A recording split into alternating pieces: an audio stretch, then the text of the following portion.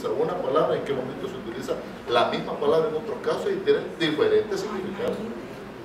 Así es que, principalmente, pues ya viendo casi la mayoría de palabras que están aquí descritas, o sea, yo les puedo dar una noción de qué significa para que lo entiendan, pero realmente el vocablo, término, tiene muchas acepciones, muchas.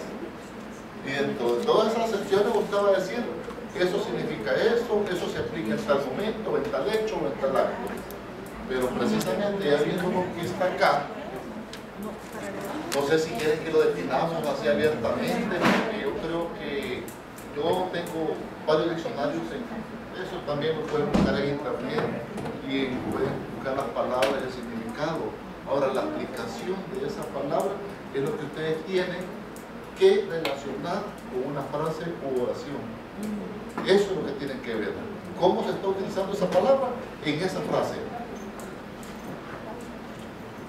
Por ejemplo, aquí tengo yo la palabra imputable, inimputable, y por aquí vi imputado, creo que también está.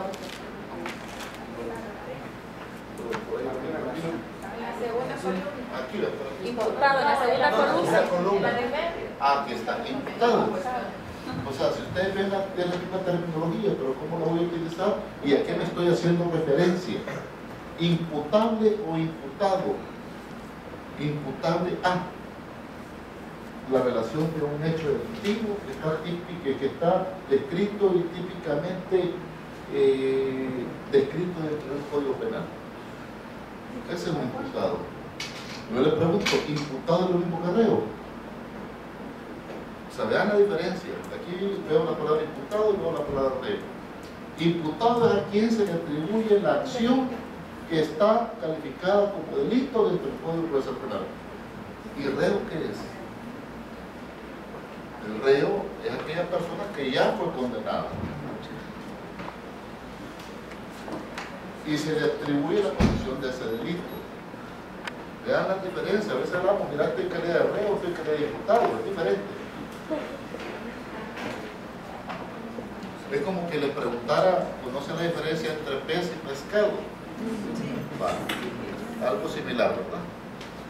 Entonces, en ese sentido, pues, el pez ya fue agarrado.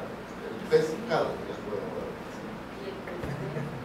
¿verdad? Bueno, veamos la palabra término. La palabra término es el fin de la existencia de algo. Se terminó la vida de don fulano.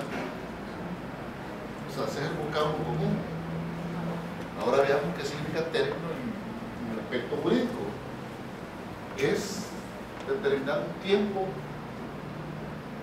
para el cumplimiento de algo. Los términos pueden ser legales o judiciales. Eso depende de cómo está descrito. Un término judicial. Yo le debo a Juan, me llama a conciliar y le digo, sí te pago, sí te debo y sí te pago, pero no en este momento, dame 3 meses. El juez decide ese término. ¿Está de acuerdo, señor demandante? Sí, estoy de acuerdo que 3 meses me pague. Entonces el juez decide y dice, ok, se establece el término de 3 meses para la cancelación total de la deuda. Ese es un término judicial. En cambio, un término legal es aquel, como en el caso que nos pusimos, después de dictada la sentencia del juzgador, cualquiera de las partes que se sintiera en disconformidad con la resolución emitida tendrá 3 días para recurrir ante el Tribunal Superior y apelar o entrar en revisión la resolución. Ese es un término legal. Ahora, los términos pueden ser fatales o perentorios. Ahí volvemos a otra conceptualización, ¿verdad? Pero no lo anoto, eso lo escúchenme porque se van a chivolar y después van a decir que me lo confundí más. O sea, hay términos que pueden ampliarse y hay otros términos o plazos que no se amplían. O O sea, ahí, pero no lo voy a explicar porque si no lo voy a enredar. Veamos, ¿qué es la prescripción? Veamos, se lo puse un ejemplo.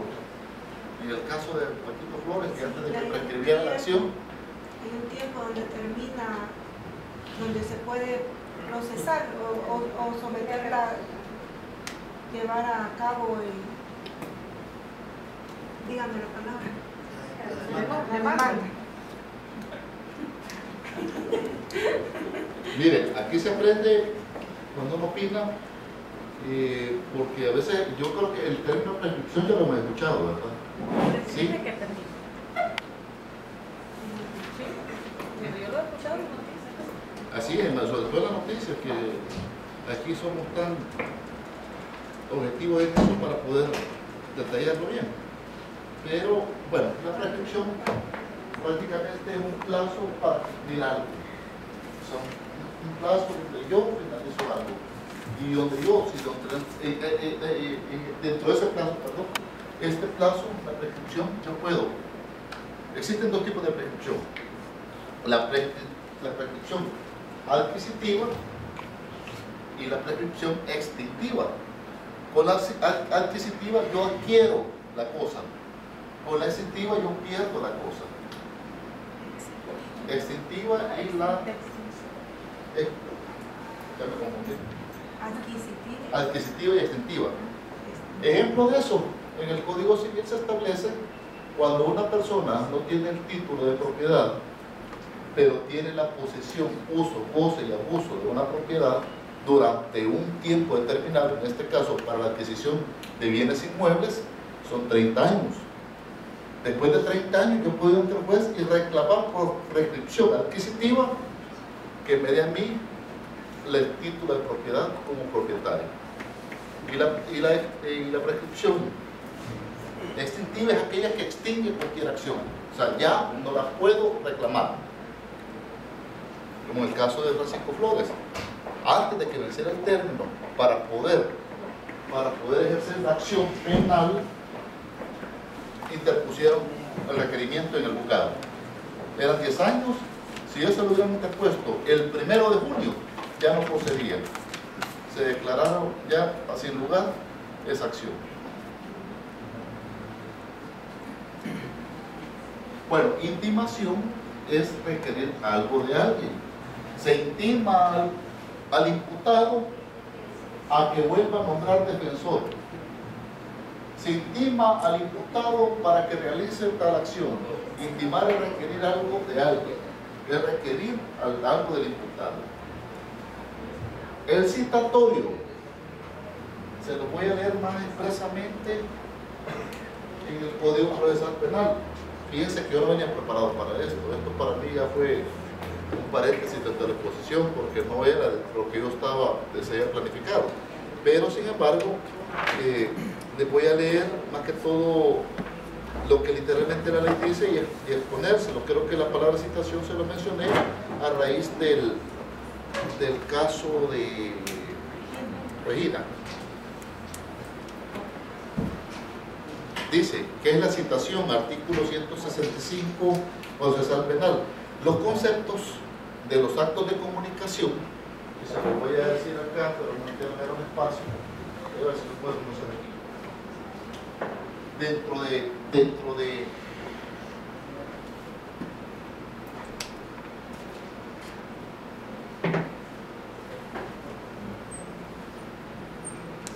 de todo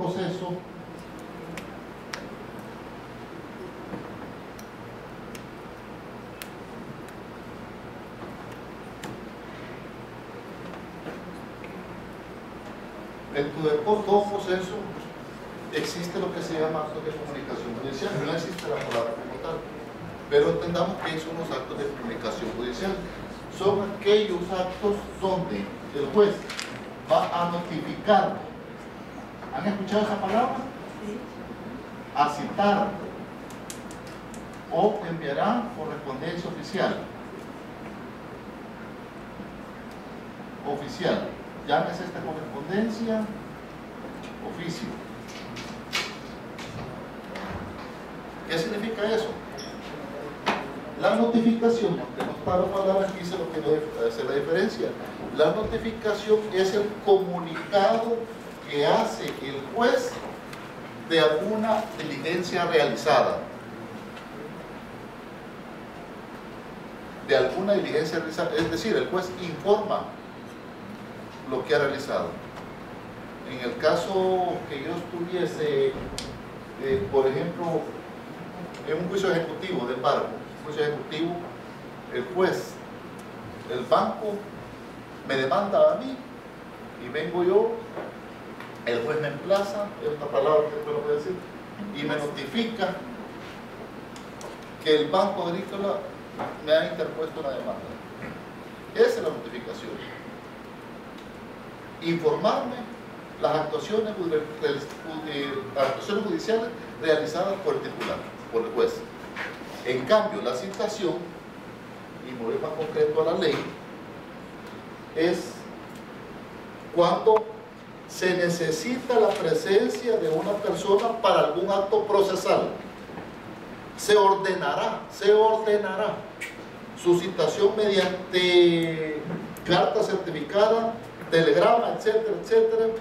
Y ahí vamos, inclusive, que me interesaba también mencionárselo, pero no está. Bueno, aquí lo está, tendría que buscar. Es una orden del juez para que asista a una actuación judicial. En el caso de Regina, se requería de que fuera miembro de un jurado. Entonces, ese deber que muchas veces se cita, inclusive, hay actos procesales que sí es de obligatorio cumplimiento acudir. Y si usted no llega a la segunda cita, a la tercera va con apremio. ¿Qué es apremio? Apremio es cuando se requiere de la autoridad auxiliar para irlo a traer a la fuerza. O sea, ya se requiere citatoria, le pido a la policía que me apoye para que don fulano se presente a este tribunal y que usted me lo traiga. Con el uso de esposas. ¿Ah? Con el uso de esposas. Dependiendo del caso. Dependiendo del caso. Recuerde que está coaccionando. Y la autoridad, si yo le ordeno como juez, él va a utilizar los medios necesarios para que esta persona asista a donde es requerido.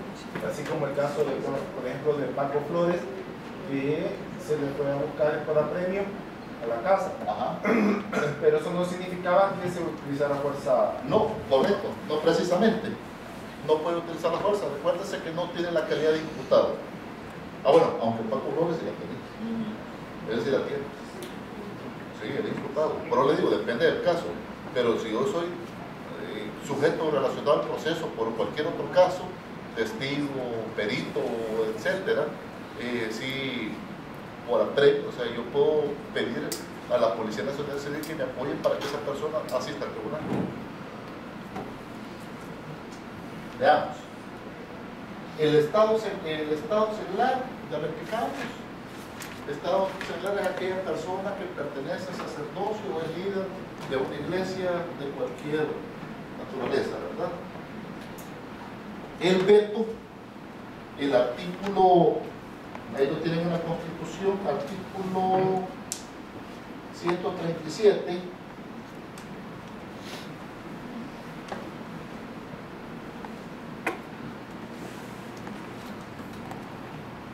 dice, artículo 137, cuando el presidente de la República vetare un proyecto de ley, lo devolverá a la Asamblea Legislativa dentro de los 8 días hábiles siguientes de su recibo, puntualizando las razones en que funda su veto. Si dentro del término expresado no lo devolviere, se tendrá por sancionado y lo publicará como ley. Vean, vetar es desaprobar. Vetar es no estar de acuerdo.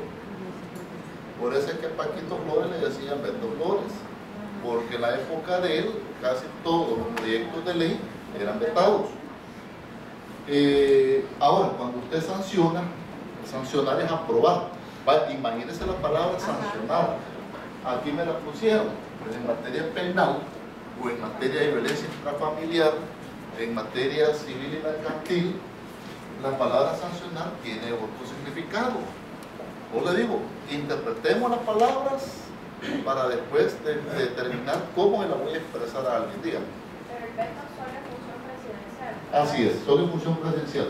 Recuerden que vean el artículo 131 de la Constitución, la promulgación y formulación de ley nos establece cuáles son, primero, quiénes son los llamados para poder proponer o promulgar una ley, o la creación de una ley.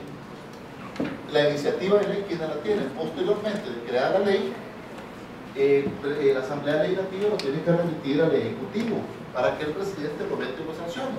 Él establece ciertos plazos, después de eso, ya que una vez lo sancionado, lo devuelve a la Asamblea, viene a la Asamblea, ya lo remite con orden del presidente para que se publique, y después de 8 días de publicado en el diario oficial de la República, y nadie puede ignorar lo que ella exige o lo que en ella debe de cumplirse. Entonces, la palabra sancionar, en el caso de la iniciativa, promulgación de ley, formación de ley, significa aprobar. En el caso de sancionar en materia penal, significa sancionar, significa imponer, perdón, Castigo, la multa. más o menos, para imponer una sanción, llámese sanción, como un tipo de castigo, como decía, perdón, su nombre, Julio César, a efecto de no haber cumplido con lo estipulado en una legislación. En materia penal, por haber cometido un hecho delictivo, una falta, etcétera. En otras materias puede haber sanciones, ese es otro tema, puede haber sanciones administrativas y sanciones penales. En materia penal puede haber una sentencia condenatoria penalmente y civilmente. Penalmente se sanciona a cumplir la pena de prisión de tantos años. Asimismo, se le condena a resarcir los daños, y por lo tanto la responsabilidad civil es de tanto cuantificado en dinero, ¿verdad?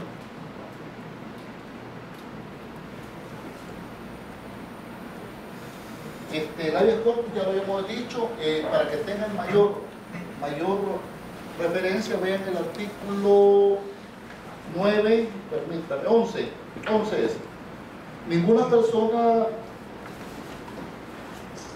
puede ser privada del derecho a la vida, a la libertad, a la propiedad y posesión, ni de cualquier otro de sus derechos, sin ser previamente oída y vencida en juicio, con arreglo a las leyes, ni puede ser enjuiciado 2 veces por la misma causa.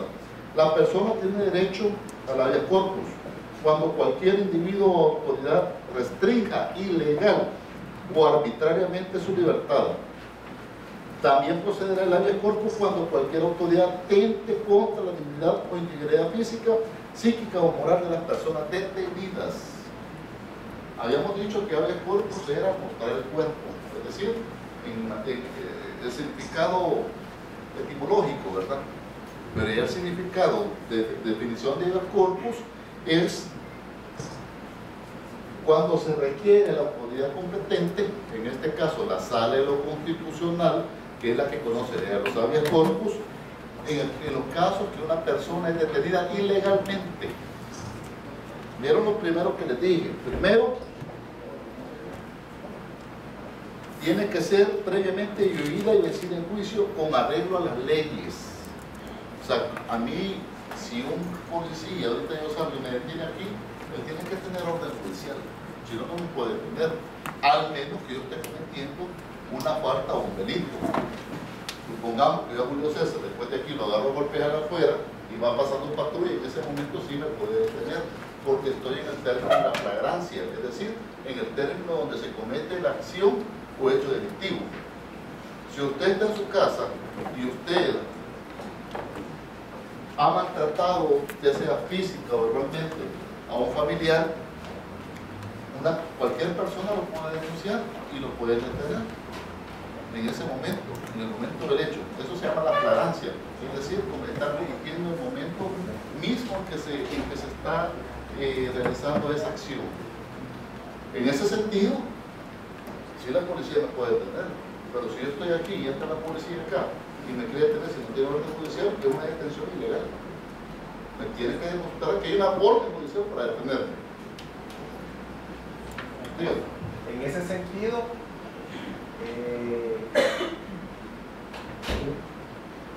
escuchando algunos casos, se da de que, por el ejemplo que acaba de dar, acaba de entrar la policía y si no puede traer el requerimiento tal vez, pero cuando se encuentra con una persona sorda para que está como imputado, o sea, o lo quiere capturar a él, a veces ellos exceden su fuerza, esa autoridad, abusan de esa autoridad, y como la persona sorda no existe un canal de comunicación entre la policía y el sordo, simplemente lo agarran y se lo llevan, y hasta cuando un día o 2 días después llegó la mamá y que se dio cuenta que ya no llegó a la casa, llegó a la policía, hasta entonces dicen que tratan de leer los derechos. ¿Qué pasa en ese tipo de casos? Es una clara violación. Mire, aquí vaya a preguntar a la Procuraduría de Derechos Humanos, la mayoría de casos de denuncias que existen, de quién son, vayan a preguntar. No lo quiero decir de mi boca, porque no me están grabando y no me parece que estoy diciendo que ellos son denunciados. Pero vayan a preguntar, vean, yo no sé si en la página de transparencia de la Procuraduría existe, pero sí hay muchas violaciones de ese tipo, y la mayoría de infracciones cometidas son por funcionarios o empleados públicos. Vean esa situación, o sea, lo que tú decís, Julio César, es una situación muy común a veces por la misma ignorancia de la gente. Ellos saben con quién lo hacen, ellos saben a quién intimidar. Entonces hay una cuestión de falta de cultura, falta de conocimiento de ley, falta de conocer cuáles son los derechos y reclamarlos. Fíjate que la Constitución te dice en el artículo 12, la persona detenida debe ser informada de manera inmediata y comprensible. Si yo estoy como policía, yo estoy ante una persona con discapacidad, yo lo primero que tendría que buscar quien me apoye. Pero aquí no lo hacemos. No sé si por falta de recursos, no sé por qué si no tengo la voluntad de hacerlo. Hay muchos factores, ¿verdad? Que no quisiera meterme en eso, pero sí hay claras violaciones en ese sentido. Del Estado Civil, que le hemos dicho, bueno, lo que es el veredicto dictamen, veredicto lo dijimos de la palabra que venía juzgado, o sea, alguien que emite un dictamen con respecto a los hechos que son reclamados y las pruebas vertidas en un proceso de la cual, a través de mi sana crítica o a través de la íntima convicción cuando son los jurados, yo puedo dictaminar a favor o en contra de acuerdo a los hechos relacionados y la prueba presentada, tanto la prueba de cargo como prueba de cargo. La prueba de cargo es la que presenta la Fiscalía, es la prueba que determina que los hechos que yo digo, así fueron. Y la de cargo es decirle al señor juez, lo que dice el señor fiscal no es cierto, él no estaba parado ahí, él estaba parado allá. Señor juez, él a la hora esa estaba en tal lugar con su novia, por lo tanto no pudo haber cometido el homicidio, etc. Como ejemplo, o sea, veamos lo que son las pruebas para determinar yo y tener a través de la sana crítica, determinar si puedo absolver o condenar a alguien. El fiscal tiene varias definiciones, tanto en materia de tributo y tanto como materia legal. El fiscal es la persona representante del Estado para acusar y proteger los derechos de las personas. Esa es la parte fiscal, pero hay una definición más concreta que la ley como les digo, no venía preparado para esto, yo se lo estoy exponiendo más o menos. Pero también en materia de impuestos, el fisco es el que recaba el impuesto o el tributo establecido bajo la ley de forma específica. El perito, perito, les pregunto, ¿ustedes son peritos? Sí. ¿Por qué? Que alguien me conteste por qué son peritos. Se especializa en un área específica. Por ejemplo, hay personas en el área contable que no precisamente son licenciados o licenciadas, pero tienen las nociones muy básicas, y hay también otro, ¿cómo se llama?, otro documento que los ampara, ya, porque también hay personas que quizás no tienen un título académico, pero en la práctica saben mucho, ¿verdad? Hasta más que alguien que haya cursado la universidad.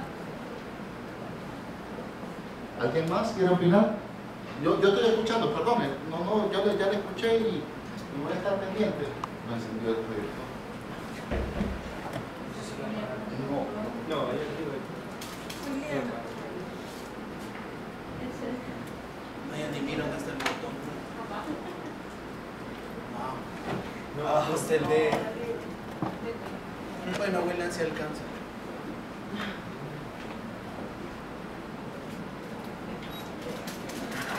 Ah.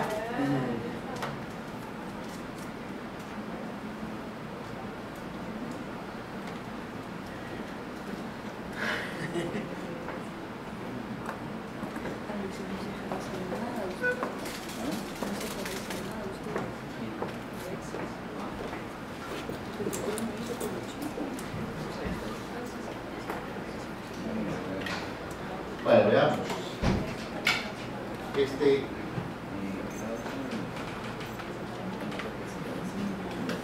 Veamos. Precisamente, el intérprete es un perito. El perito es aquel especialista en una materia específica que ha estudiado eso precisamente, ¿verdad? Que es técnico, que es conocedor, que es científico, que sabe conocer de lo que se está hablando. Lo voy a presentar aquí ahorita porque voy a aprovechar que es la parte que alguien me preguntó y yo se lo dije en la exposición, se las iba a llevar, donde me preguntaba